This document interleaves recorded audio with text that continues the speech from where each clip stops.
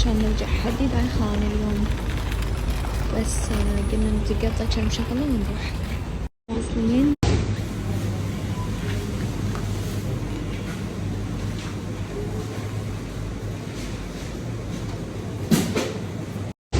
عرفت نفسي وانا جاية اتقطع اغراض.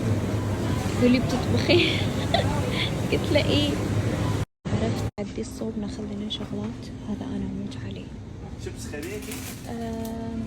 اخذت من البرادة اللي الثانية، هذه وايد لذيذ وايد لذيذ وبنفس الوقت صحي.